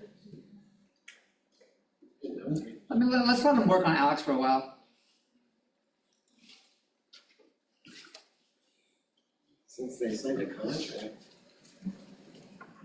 With you, Alex. I didn't turn mine in. That's one way to not get any money. And if you don't care about the money, if you're just here for the refresher, that's perfect. So who lost the water balloon fight? It wasn't a water balloon fight, it was like I'll a tell you water who balloon. won. If you didn't think it was a water balloon fight, you were the loser. Cause everybody else was doing a water balloon fight, I'm sure of it. If you're going into a war and you're the one that doesn't think it's a battle, you lost. You know what I mean? I was like, how much of It was a front. once he's on the water. Oh, Here's my back. She was back and forth. I almost threw the balloon. I would have had to clean it though. That's the problem.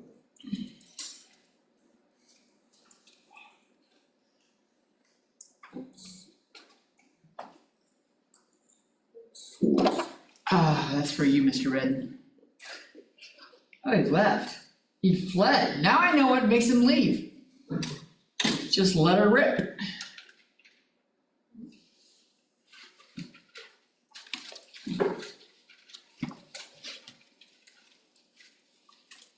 I'm getting punished. You what? For sitting here.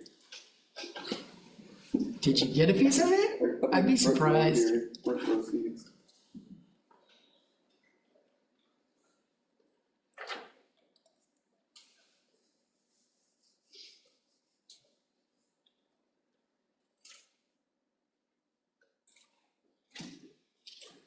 Who likes Chinese food from Panda Express? Oh, we got, they were eating panda?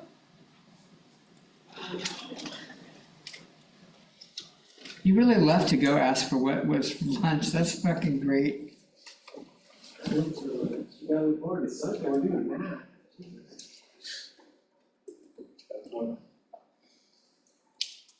Gotta have hope in our lives.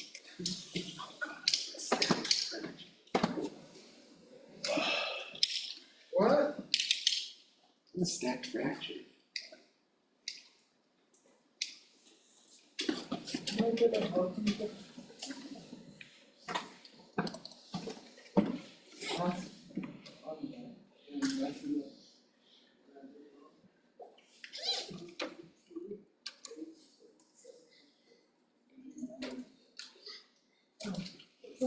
So, I was looking at the peer grading stuff. So you set up the peer grading. Then you have to make an assignment for the peer grading to get a score for the peer grading. Or you don't get a grade for your, unless you do the peer grading. I don't know how it works. The way I did it was I made, like, since I was doing it on test, each problem was worth a certain number of points. Part of those points were the peer grading portion. So I added them on at the end. But the people doing the peer grading didn't get a score. Yeah, no, they gave, their score goes, it gets added to their problem. That's the way I was doing it. So like, let's say me, you and Juan are doing a problem, and like you both grade me, and I'm grading you guys. So like, let's say the problems were 25 points, 5 of it's peer review. I get 20 points for having a flawless program. And then, well, let's make it 24 points, so it's even, 2 points for each of you. I did a good review on you, I did a good review on you. You had given me 20 points initially, you came back, you saw that I did the peer reviews, you went and gave me a 24. Upped it to 24, added it to my problem. That's confusing. Or you make I was another thinking making assignment. another assignment, You can, but then I'll have to go through and click on everybody's peer review and evaluate the peer review. effectively, yeah. What Is that doable, or is that gonna be like Well, a ton of work? The way I do it, way I did it was, as I was grading each problem. I had like an Excel list up with the students' names, and I was just doing check marks as it went down, like Oh, like, you peer reviewed, and then it'll fill out. and it'll fill out, and as long as they have the 3 reviews they needed. Yes. Makes sense. So you can do it while you're grading. Cause they show up on the same screen. It's the first time it's hard to know, like, I don't understand what it's gonna look like. Let me show you. I did it as a student, I didn't do it on the other end as an instructor.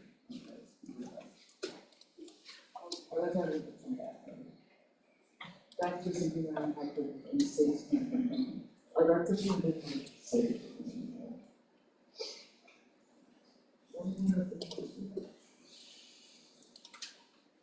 Who thinks you're like first time using it? This is all the time.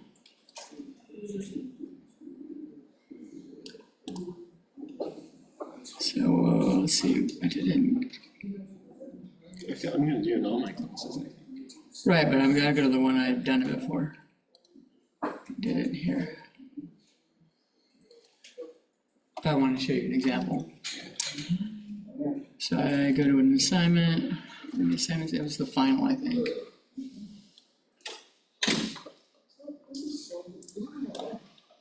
They're all listed there, and then like, where the hell is the final? Undated, that's not it.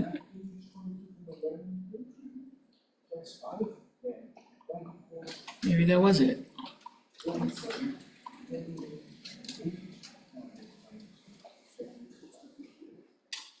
There we go. Yeah, no late allowed, right? No late, super important. Right. Right, they have to turn it on time because it's gonna auto That's assign. everybody, yeah. It auto assigns it, and then, so like when you go into SpeedGrader.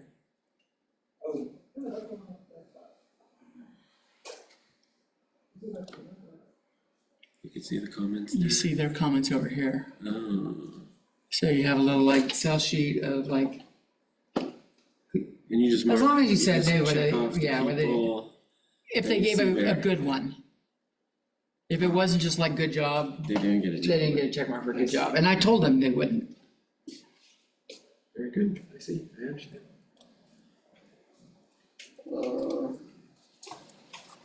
One was my SI, this is like the peer review. Yeah, the peer review thing is good. Gives everybody like a fair chance and they know what to expect from others know what to expect from others. And they can learn from others, see what others did,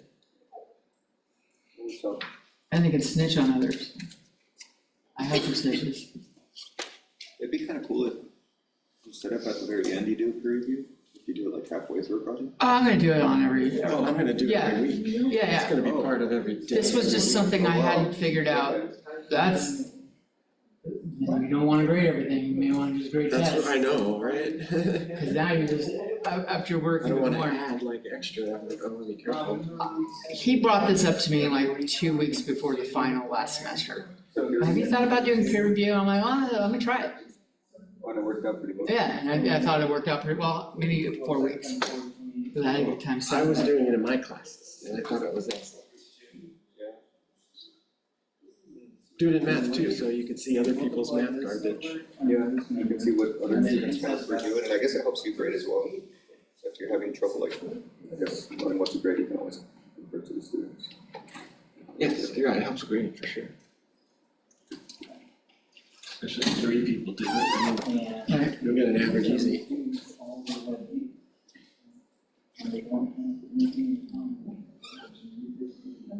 And yeah, I had students that were like, this looks like ChatGPT. Yeah, I know it's obvious. And I'm like, I knew it was ChatGPT too.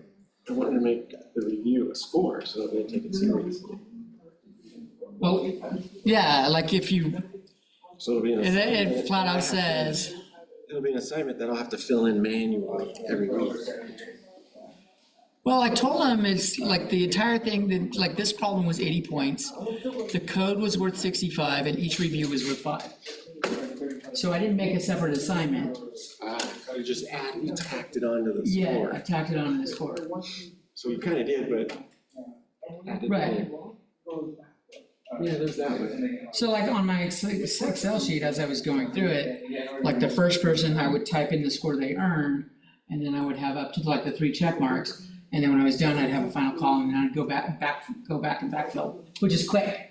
Okay. Once you have the scores, you're just clicking next, typing them in.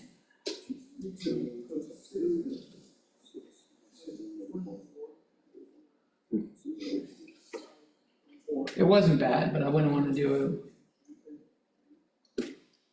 Yeah, I was thinking once a week at least. Like just like. it. I would with give the it once a quiz. week, but I don't know that I would want to grade it once a week. If you want to, you can. That's a lot of grading. It's just like looking to see, it's quick, looking to see that they type something. True, It's not like you have to like think. but is it? Yeah. You can chat GPT responses too. Yeah, it's true. You're also spending the time looking at what they did for the actual problem. I give up. ChatGPT won, defeated me.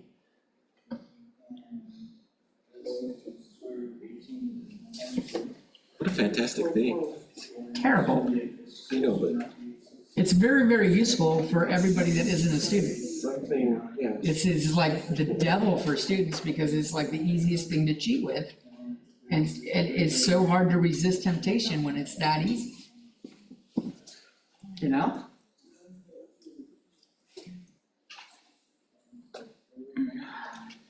It's not cheating, it's enhancement.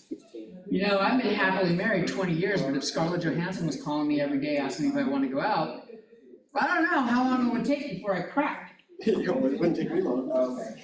Pretty soon I'd be bringing up, honey, we got that whole, that list thing, the famous actors. I didn't put Scarlett Johansson on it, right? She's like, nope, you got Angelina Jolie. Did you see that OpenAI stole Scarlett Johansson's voice? I remember hearing about it, I didn't read it. But they didn't, they cloned someone who sounded like her. It's a fine line, it's a fine line. Someone impersonating her. Yes. So impersonating They an hired impersonator. someone that sounded like her, they AI'd her voice and then integrated it into ChatGPT. But this was after they asked Scarlett Johansson if she would do it, she said no. She said no, so they went and hired someone that sounded like her, did it anyways, Oh, it wasn't her. but it wasn't her. So Were they advertising it as her? No, They just not said- explicitly, but implicitly, they advertised it as her. They Right, said, you recognize her voice. Her, the movie, Oh, was Scarlett Johansson. And so Sam Altman, just before the release, he put just one word on Twitter, her. And then it came out, yeah, he's very much implying. it was implying it was her. And he asked her and she said no. It was a mess. That's almost like false advertising there. Yeah, But they didn't OpenAI actually kind of advertise. blew it there. Right. So they took it down. It's coming back in for a second. The voice is pretty damn good. I'm not looking at her voice. No, I'm talking about the Her Chat face. GPT voice that I they're know. coming out with is really good. And I remember this came up with, this topic was broached by me mentioning her, and I said, that's why I said I'm not looking at her voice. I'm looking at her face. I'm a face person. Face matters, is what you look at every day.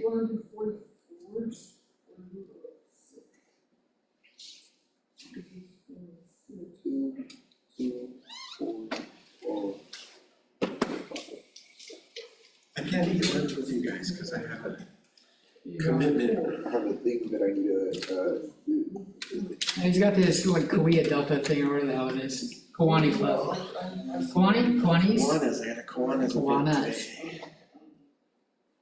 They're like Japanese iguanas. Kiwanis. I don't know, I made that shit up.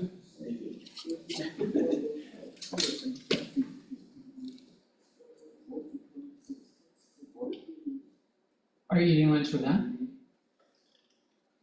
Then why did you care what we were having for lunch? I wanna know what I was missing out on.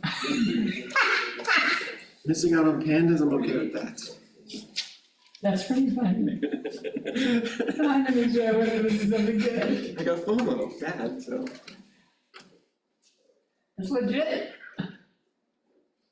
I enjoyed my burger quite a bit If yesterday. it does have ADHD, then when your brain has a question, you have to answer the question, no matter what it is. Got that. Like, Got it, yeah. I don't know. Yeah, it doesn't matter, and if you don't get the answer to the question, it just bothers you. She's been diagnosing you for the last couple days. I got it. Don't. Yeah, you're like, I'm like inattentive, you're the, you're the extra, like the typical. Now, having said that, it's really fun to take a class with him. I hate saying that out loud on his behalf. Because he is my arch nemesis. It would be interesting like how But- our ADHDs would. Like during the pandemic, I took the computer science classes online with him. And it was just fun, it was a lot of fun. And I think the other students had fun too, it wasn't just me.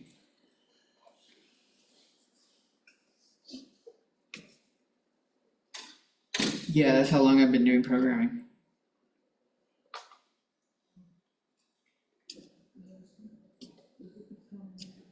That looks like a comfy Where's shirt. Naomi? Naomi's gonna be the next computer science teacher, she's got hurried up. She left, Yeah. We need one.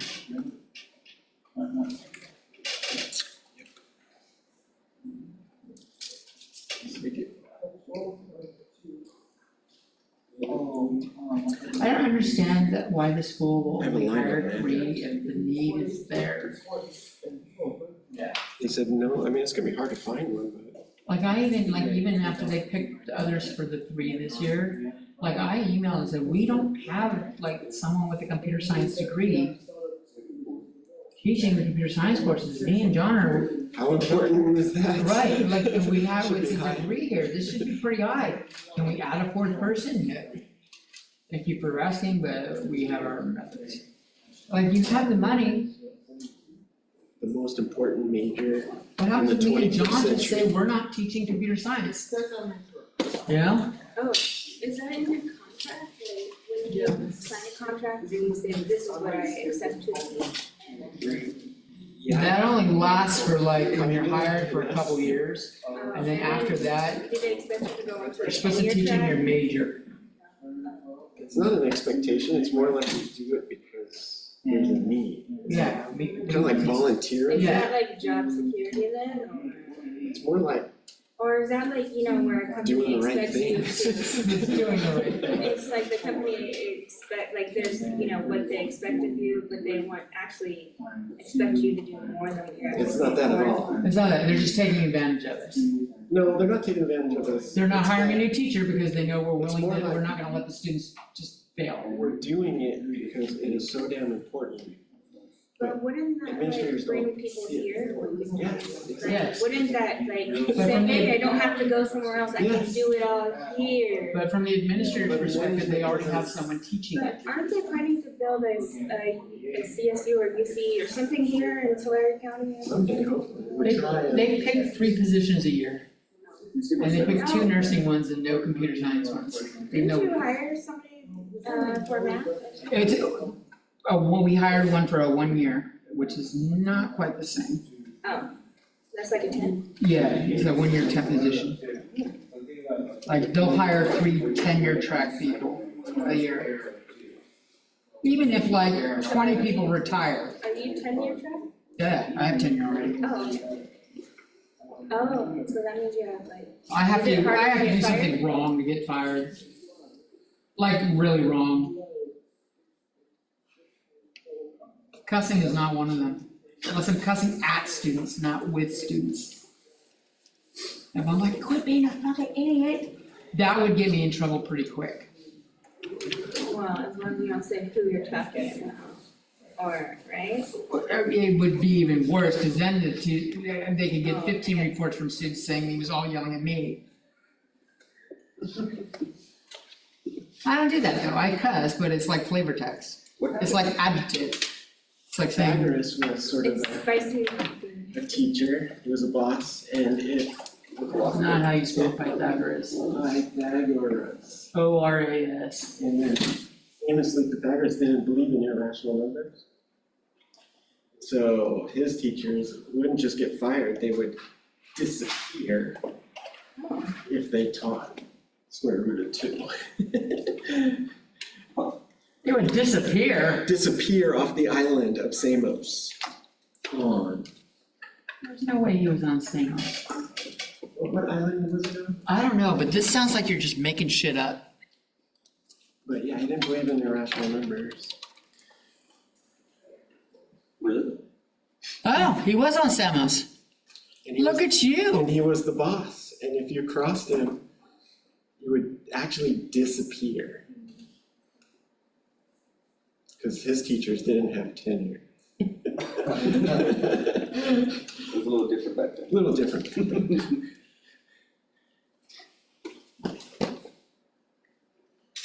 That's a little rough. Say sorry, I know my history. You spelled the name wrong, but like one of the most important mathematicians in history, you fucked his name up. Pythagoras. ORAS.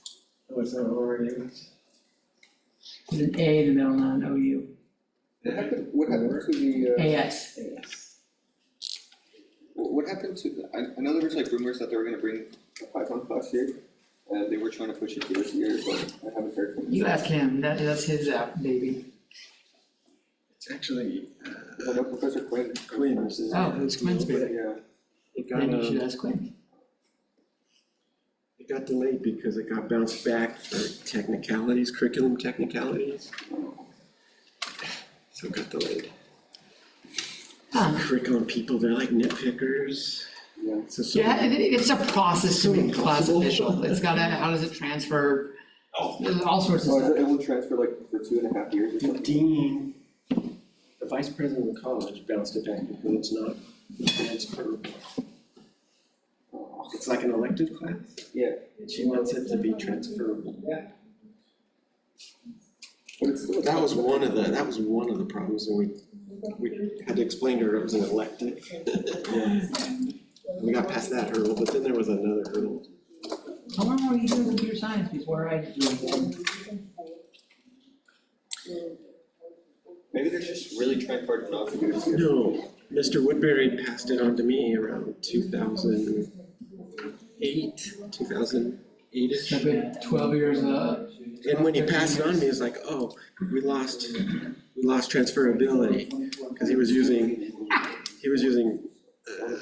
some old language, he didn't change it yet, it wasn't object oriented. And then he's like, oh, yeah, you're gonna have to do it, and then, oh, by the way, we lost transferability. that's It funny. was called like Math 18 at the time. I'm like, gee, thanks. Get the transferability back, that took a long time, I had to change it to C++, Right. because you need the object oriented. It's lunchtime, folks.